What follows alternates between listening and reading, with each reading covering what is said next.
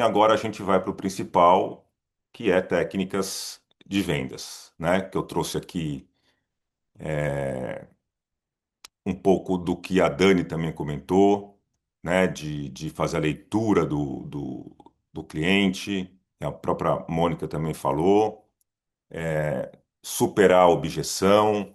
Então, é trazer um pouco disso daí, né?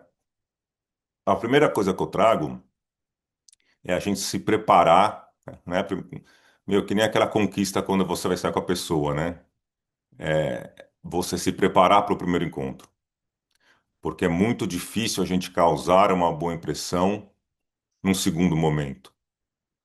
É difícil, né? Não tem visita, quando tem, né? Às vezes tem várias e a gente tem que correr, mas essa oportunidade da gente causar uma boa impressão é muito importante a gente se preparar para esse primeiro encontro, né? E aí eu achei muito louco, porque quando eu fazia os treinamentos de vendas, etc e tal, eu trazia um exemplo que hoje eu estou aqui, né, vestindo essa calça aí, que eu justamente comentava do corretor, né, que era tinha um tio meu, que ele falava isso, que ele sempre, antes das visitas, ele se preparava, né, e como? Ele chegava meia hora antes, acendia todas as luzes do apartamento, abria todas as janelas, varria o chão, levava uma vassoura, sempre tinha a tiracolo dele, né? Jogava um cheirinho e aí ele estava preparado para receber o cliente. Então, assim, exageros à parte, né? Mas assim, dentro do que a gente pode fazer, vamos fazer, porque realmente muda muito nessa primeira impressão. E não só às vezes nessa primeira, mas até nas outras, né? Assim, a gente fazer o nosso melhor. Então, assim, o se preparar é um clássico, né?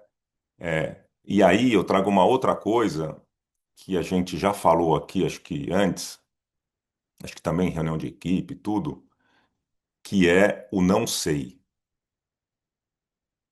O não sei, ele deve ser dito. E muita gente, em venda geral, até estou dizendo aqui, tem medo e receio de falar, pô, mas eu vou falar para a pessoa que eu não sei? Vai. Porque se você enrola, fala uma coisa que é mentira, a pessoa vai descobrir. E aí você cai, aí é os créditos, você cai no, né? Então assim, eu inclusive que, né, que começando aí, não tenho a menor vergonha ou receio. Porra, eu anoto, pergunto, me informo, volto e falo, ó, lembra que eu fiquei de vez? É o seguinte, né? É assim, assim, assado. Então, assim, e a gente lida com volume, né? É normalmente alto das coisas, volume alto não de valor, né? Mas as informações, a gente esqueceu uma coisa meio básica, tudo bem, fala, putz, deixa eu checar e te falo, tal. Enfim, porque é isso, né? A famosa mentira tem perna curta, né? Então, o se preparar para o primeiro encontro é o primeiro ponto. E agora uma pergunta que eu faço para vocês aí. Quem eu estou vendo aqui, ó, Elvira, por exemplo. Elvira, objeção é bom? Você acha que quando o cliente começa a colocar objeções é uma coisa boa?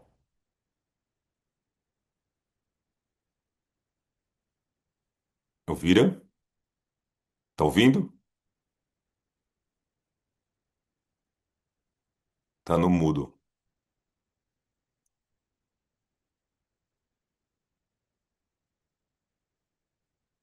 Enquanto isso, enquanto Elvira desmuta aí, que eu estou vendo aqui, tá? A Má, por exemplo. Marcela, o que que você acha? É, acho que não. Acho Imagino que que não é você bom? deve ter várias técnicas, mas para Tá. mim não. Mais alguém? Elvira, fala. Conseguiu aí Abriu desmutar? aqui.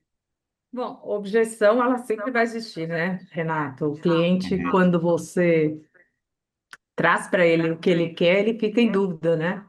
E cabe a Uhum. você conduzir, né? Não, Uhum. você não pode negligenciar aquela objeção dele, mas você tem que trazer pontos que façam ele ficar confiante, né? Uhum. É, exatamente, assim, a objeção, primeiro momento, a gente achar que, putz, ele não tá querendo, ou puta que saco, tá colocando muita coisa aqui de empecilho, mas na verdade as objeções é uma coisa boa. O que que ele tá querendo dizer? Ou me convença, né? Então, quanto mais às vezes questões ele coloca, deve ser entendido que ele está com interesse. Porque quem não tem objeção vai fazer o quê? Vai, famoso, sumir, conectou com outro corretor e foi embora. Então, assim, a gente tem que até agradecer, porque é sinal que ele quer comprar, né? Na maioria dos casos, tem exceções, né? Mas na maioria dos casos é o famoso me convença. E nas objeções, isso aqui é metodologia Sandler, tá? A gente tem alguns tipos de resistências, né? Primeiro, a resistência lógica, que normalmente é aquela mais racional, preço, o fluxo, putz, ele já teve experiência ruim com outro corretor, outra imobiliária, característica do produto, histórico, quantidade aqui não faz tanto sentido, mas o histórico ruim com a empresa, enfim. Então, o que que é importante? A gente saber que tipo de resistência ele está oferecendo para a gente. A lógica é uma e a psicológica é outra, né? Ele pode ter preferência, pô, não, porque é uma bossa nova, por exemplo, sei lá, assalto, né? Enfim. Me falaram 3 vezes que é muito boa, e aí você tem que trazer, pô, não, vamos trazer a Forbes, vamos trazer o que a gente tem aqui de coisas boas pra gente, a empatia, associação desagradáveis com a pessoa, ou quando ele vem com uma ideia já pré-determinada, e a gente tem que quebrar aquilo, né? Porque às vezes não faz sentido, né? Ele vem com uma coisa fixa que não faz sentido. E a versão à tomada de decisões, por exemplo, é uma coisa é o quê? Mais psicológica. Então, aqui é legal só vocês entenderem e às vezes, de novo, aqui é muito ler, né, o cliente, o que está pegando ali para desatar o nó que está rolando, certo? Então a gente viu é, a questão de se preparar para o primeiro encontro. A gente viu que objeção é bom e que a gente tem as resistências na objeção lógica e psicológica, Ô, certo? Renato, só uma coisa. Eu acho que na nossa área até é legal, porque muitas vezes a objeção do cliente é a resposta que a gente precisa, né? Eu falo assim, às vezes na colocação dele sobre qualquer coisa, ou do imóvel, ou relacionado a preço, ou qualquer outro incômodo em relação a isso, é a resposta que a gente precisa para encontrar o imóvel. Você pode ter um Um gancho gancho, ali, você né? diz, para É, poder. para dar uma outra Sim, opção. Então, às vezes a gente faz perguntas para ele por WhatsApp, você fica no vácuo, né? Não responde. Então, é. talvez na hora de uma visita, uma objeção, não, não gosto disso, não gosto dessa metragem. Aí você já entende, já encaixa. Ah, eu não Boa. gosto dessa região. Então, a objeção para. Acho que a gente tem que trazer esse lado também, a objeção como uma resposta para a gente direcionar melhor a busca também, né? Acho que é um Boa. outro ponto. Super. Sabe o que a Patrícia me falou no treinamento? Ficou muito na minha cabeça.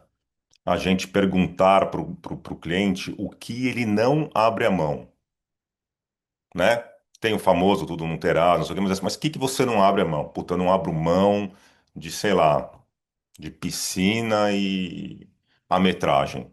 Meu, isso, o que eu tenho sentido na pele, ajuda muito. Que você ficar com aquelas duas coisinhas, parece que é bobagem, mas, meu, não. Porque aí você já tira um monte de coisa e ele já te falou isso. Então, assim, o que eu sinto também do mercado é que falta mais a gente perguntar do que falar.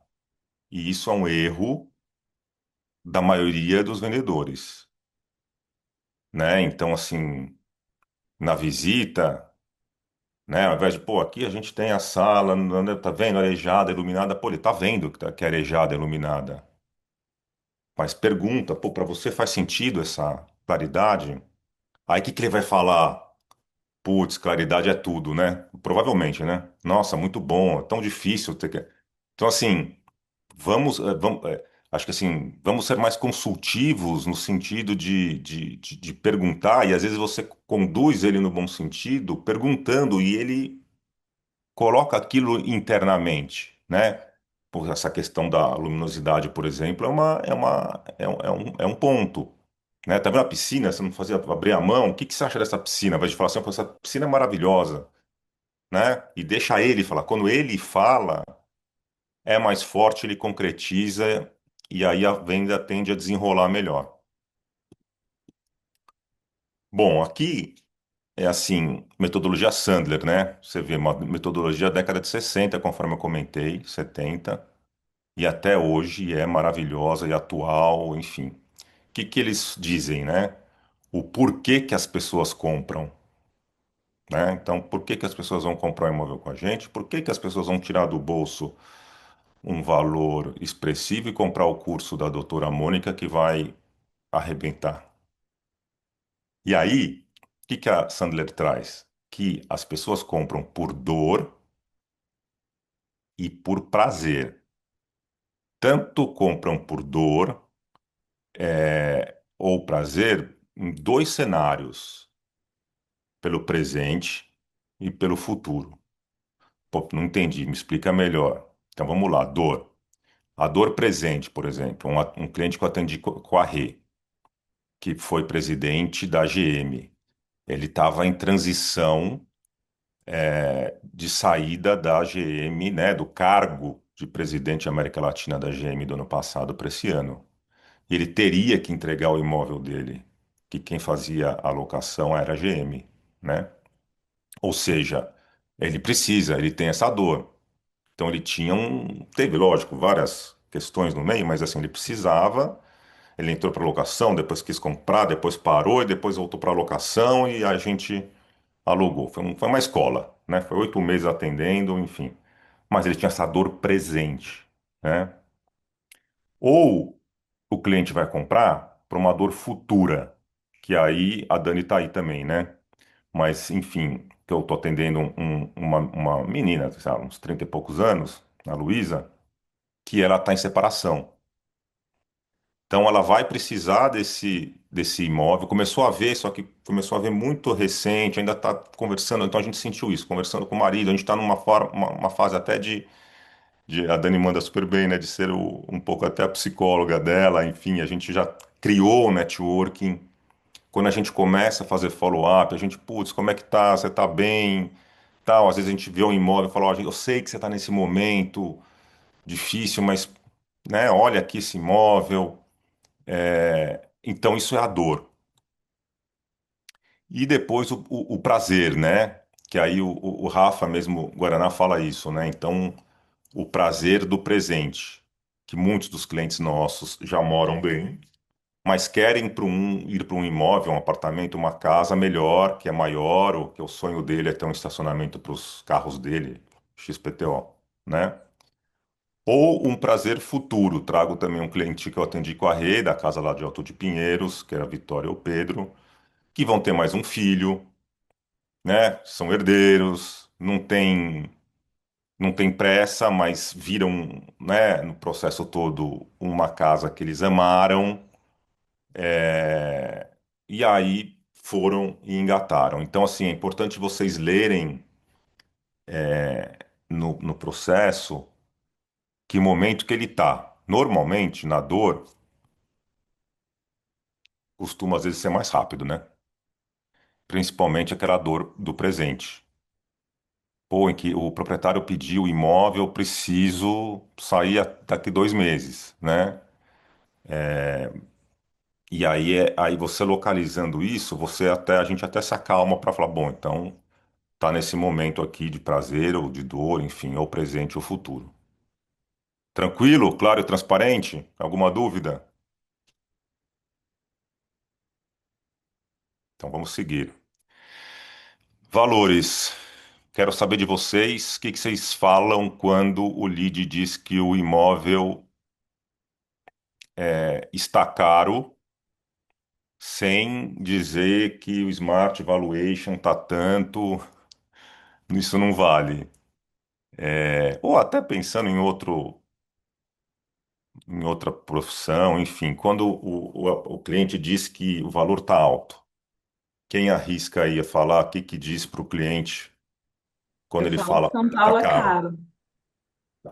Quem Eu falou falo, aí? eu falo assim, São Paulo é caro, mas vai ficar mais caro. Entendi. É a realidade. É um ponto. Quem mais? Quem mais falou o que aí?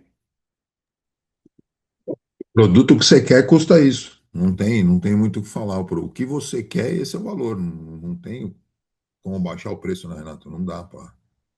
Porque o cliente às vezes vem na cabeça formatado o que ele pesquisou já na internet, de coisa antiga, de plataformas antigas que estão com preços desatualizados. Então o cara vem com essa cabeça. Aí quando você manda o Uhum. produto pro cara, o cara, tá caro, não é esse o valor, eu vi por esse valor, não. Esse produto que você quer é isso que custa, não tem. Aí começam até a mandar os mais caros um pouco. Para ver que não tá tão caro assim, é isso, Rafa? Ele entender que não tá tão caro, que essa é a realidade dele, cara. Essa é a realidade do produto que ele quer. É, é. Mas tem uma coisa de empatia, que a gente se colocar no lugar do outro, que funciona muito bem, que alguém arrisca dizer o que que é quando ele fala assim, putz, tá caro. É uma palavra. É o seguinte, peraí,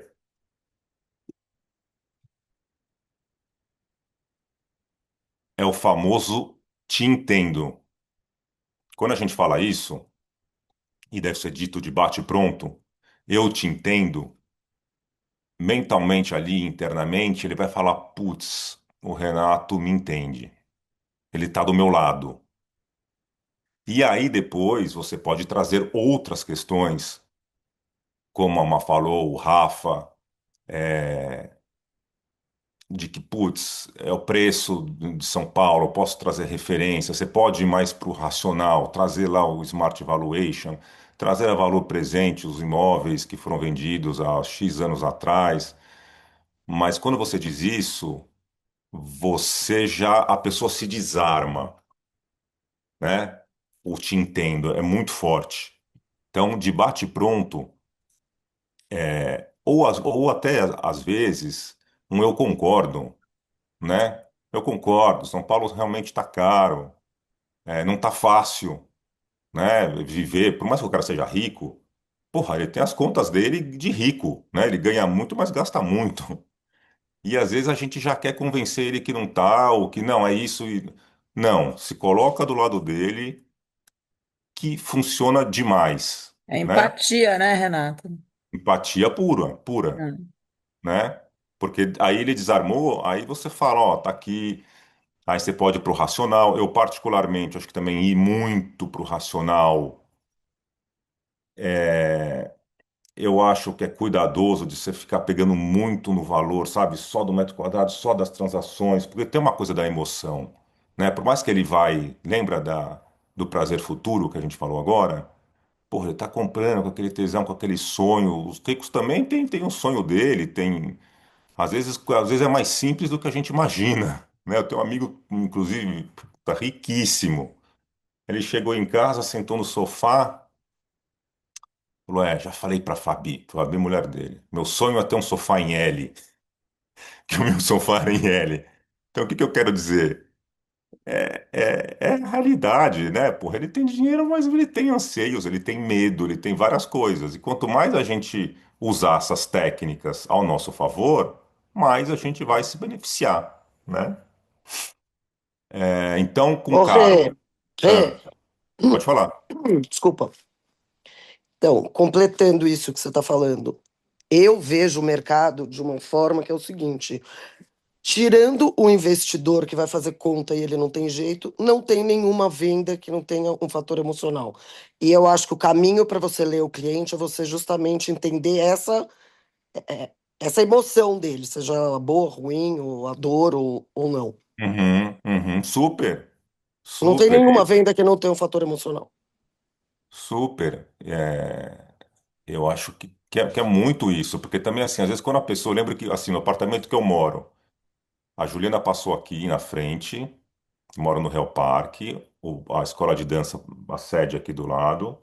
A gente estava recém-casado, ela falou, a gente vai morar aqui. Eu falei, você tá louco, isso aí é para milionário, né? Ela se apaixonou, emoção. Estamos aqui hoje, um apartamento de, sei lá, 2 milhões e pouco, a gente, meu, financiou super e estamos tocando a vida. Então, assim, vai de cada um levar mais para o racional ou para o emocional. E aí vai entrar o principal e último tema que eu vou falar aqui, que é de acordo com Jung, de umas personalidades, digamos assim, que a gente transita, que aí vocês que têm que dar o tom. Se o cara de repente é um pouco mais racional, vocês podem ir para uma pegada um pouco mais racional. Eu e a Rê, por exemplo, a gente é muito mais emoção. E a gente leva mais para emoção. Então, coloquem, tentem equilibrar, mas vão no que vocês fiquem mais confortável, né? E aí, por que que a gente, quando fala essas coisas para o cliente, principalmente do caro, é importante? Porque mentalmente, foi o que eu comentei, ele pensa o quê? Putz, essa pessoa me entende, né? Tá do meu lado. Pô, entendeu. E quando a pessoa do cliente, do lead, pensa isso, já dá uma conexão. Quando você já manda o imóvel, lembra que a gente falou? Puta, eu quero piscina e quero a metragem X de 400 metros. A partir do momento que você não manda mais imóvel sem piscina e não manda imóvel com menos de 400 metros ou mais, e eu já passei por isso, já mandei, às vezes, ele falou 400, eu mandei mais, ele, não, é 400, bem na casa dos 400. Porra, ele automaticamente ele vai criando a fidelidade com você. Por isso que é importante a gente fazer isso. E por fim aqui, uma outra coisa que é a empatia, é lógico, de uma forma de novo, natural, tal, a gente repetir o que o cliente fala. Não é para ser papagaio, mas às vezes terminologia, uma coisa ou outra, ajuda essa aproximação. Por quê? Porque você começa a ligar com o cliente afetivamente e o estima com ele, né? Empatia de novo. Então, isso é também importante, às vezes, você praticar. Às vezes, uma palavra, sabe? Coisa simples, mas que ajuda muito nessa conexão, porque o que a gente sabe, o cliente está aí, está com trocentas pessoas, então, pô, o segredo é a gente amarrar o quanto antes. Então, essa parte da empatia é muito importante. Tranquilo? Então, vamos para a última parte, depois a gente abre para um bate-papo, que eu acho maravilhosa. Então, aqui a gente viu. Eu gosto de voltar só para a gente se situar, né? A gente viu follow-up, a gente viu que está tudo meio que junto e misturado, né? Networking e técnicas de vendas, que agora eu vou trazer Jung.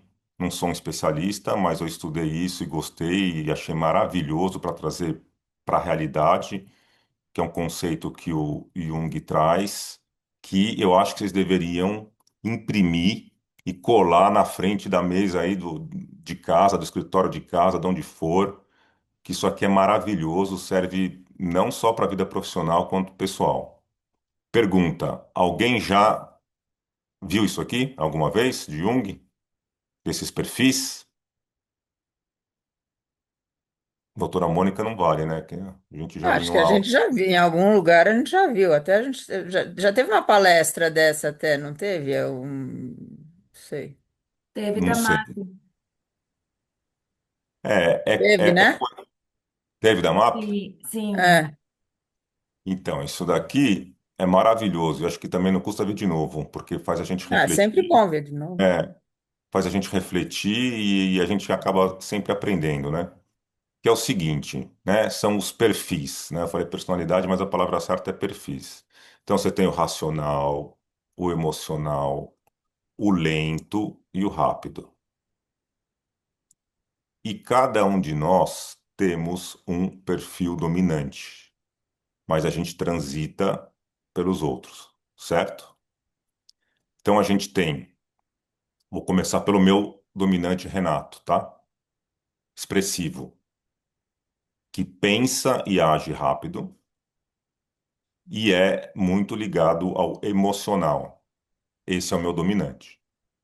Aí você tem o pragmático, que também pensa e age rápido, porém ele toma decisões e vai agir também muito mais racionalmente, que no nosso mundo aí é o cara que vai querer ver mais um metro quadrado, que, enfim, que é mais preto no branco.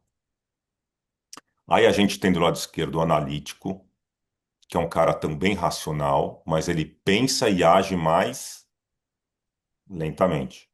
É um cara que o quê? É um cara que gosta de tempo. É um cara que se a gente fizer o follow-up, às vezes apertando demais, pode espanar. Vou dar um exemplo. Você mandou ah, os valores lá do Smart Valuation, né? Por exemplo.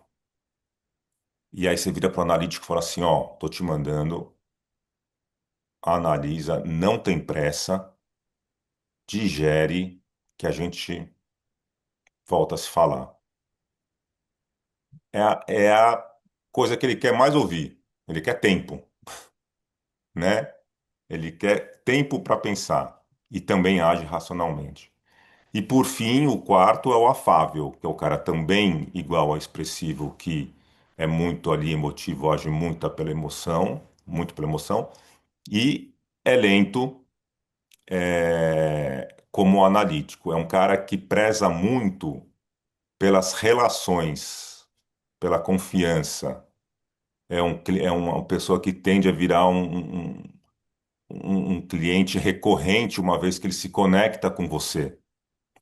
E aí, eu vou passar brevemente, depois a gente vai abrir para esse bate-papo, para qualquer um dos três temas aqui, falando de cada um dos quatro perfis. E aí a gente encerra, que eu não quero passar também das 9 horas aí, tá? Então, analítico, ele não demonstra muita emoção, ele é bem racional, né? Normalmente ali é o racional mesmo, o cérebro que vai no comando.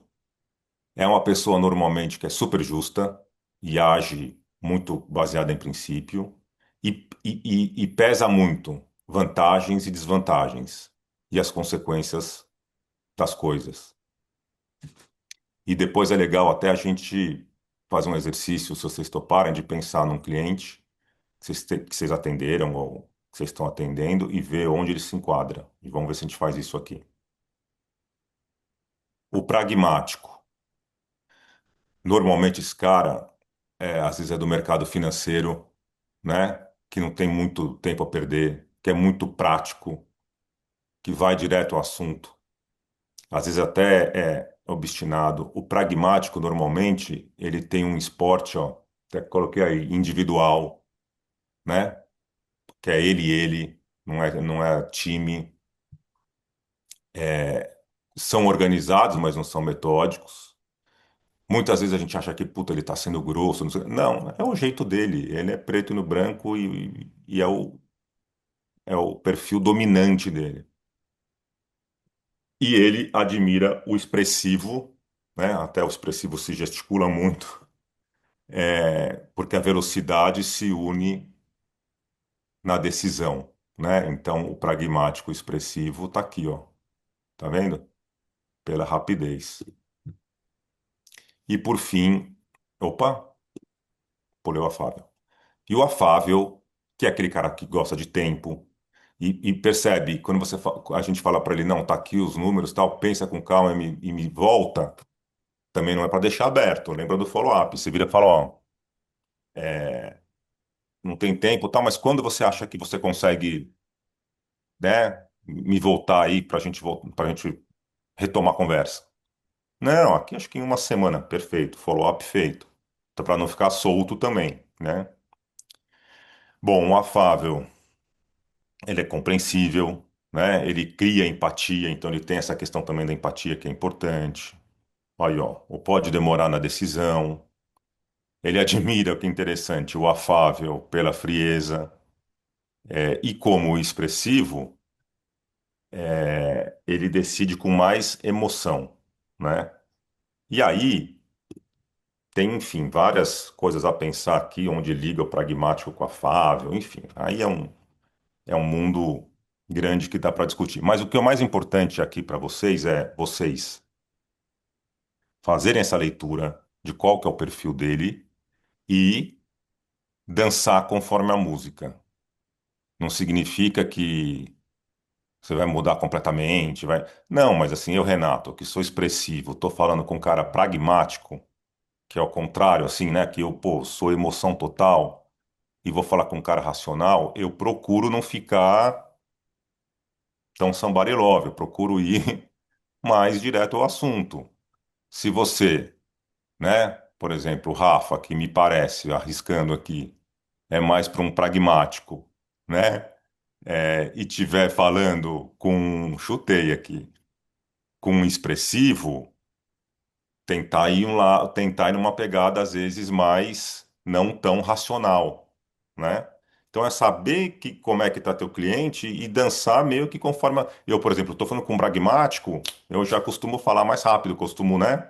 Ou com um afável, eu procuro não ser tão rápido, ser um pouco mais lento. Por quê? Porque ele pensa e age mais lentamente, só para você poder jogar o jogo com o objetivo do quê? De achar o imóvel certo e fazer a venda. Então, pessoal, assim, era isso que eu tinha para trazer, não queria me estender. E aí, se vocês quiserem aí fazer um exercicinho e cada um falar um pouco de algum cliente que vocês queiram achar que o perfil dele ou mesmo o de vocês seria super legal. E depois cada um abria e falava um pouco desses perfis aqui. O que que vocês acham? Renato, antes eu queria só fazer um gancho aqui Hum, com essa questão do que a gente está falando, né, de pessoas, de ler as pessoas, desse perfil, de montar o perfil, né? Eu vejo muito assim, a gente até estava comentando numa das aulas que todo mundo imagina, né, que a maior parte das negociações, quando chega no jurídico, abrem, porque tem uma ação, né, citaram muito penhora, ação trabalhista, então assim, existe um imaginário que é por isso que depois de fechado o preço, seria isso que abre, e não é. Tem milhões de outras razões que não abrem e às vezes faltou escuta. Então, um exemplo que eu sempre dou, grávida, né? Tô até com outro caso de grávida também, que está até com a Tanara. Enfim, escutar, analisar não só o perfil, mas escutar. Tá, mas a pessoa, que momento ela tá? Bom, ela tá grávida, obviamente que as decisões de uma mulher grávida com 8 meses de idade vão ser diferentes de uma mulher solteira, por causa de tempo, de prazo, né? Ela tá numa negociação que ela falou, eu não, em agosto eu tô para dar entrada na maternidade. E numa situação específica, ela era, enfim, era um projeto independente dela, então não tinha o pai da criança. Então ela estava sozinha uhum, ali, primeiro filho, e obviamente que isso implica numa mudança, né? Porque aí os prazos, juridicamente, eu tenho que calcular de uma outra forma. Eu tenho que fazer juridicamente aquilo dar certo para aquele prazo encaixar. Então falta, às vezes, essa escuta escuta, né? Uhum, de conhecer a pessoa. E eu acho que a gente vive hoje num mundo, assim, é tanta informação, é tanta demanda, que às vezes a gente não tem tempo de falar e de escutar.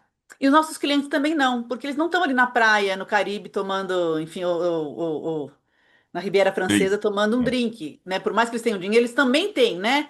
É a família, são os filhos, é a empresa, às vezes eles têm pouco tempo para falar com vocês e comigo, né? Então, é esse momento, essa conexão é importante e mapear como a pessoa é importante porque é a partir disso que a gente vai achar soluções jurídicas. Porque tudo que a gente está estudando aqui é para vocês terem repertórios para saber, bom, ele quer financiamento, então isso o que que implica juridicamente?